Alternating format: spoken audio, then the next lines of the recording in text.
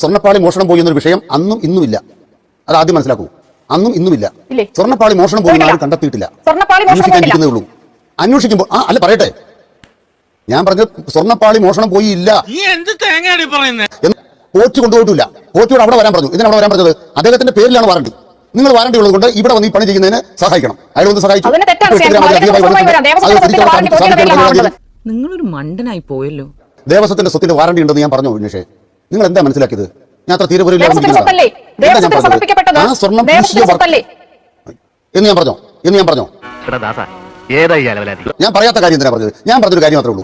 സ്വർണ്ണം പൂശുക എന്നതിന്റെ വാറണ്ടി 40 കൊല്ലത്തേക്ക് ഞാൻ അങ്ങോട്ട് ഉത്തരം പറയും. എന്തൊരു വിഡ്ഢിത്തരാ ചോദിക്കണത്? നിങ്ങൾ ഇങ്ങനെ ചോദിക്കാനുള്ള ധൈര്യം നിങ്ങൾക്ക് വന്നല്ലോ.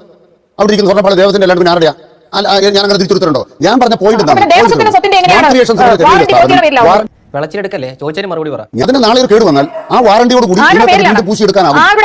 പണം കൊടുക്കാതെ വെറുതെ അല്ല നാട്ടുകാർ മുഴുവൻ താൻ മണ്ടനാണെന്ന് പറയുന്നത്.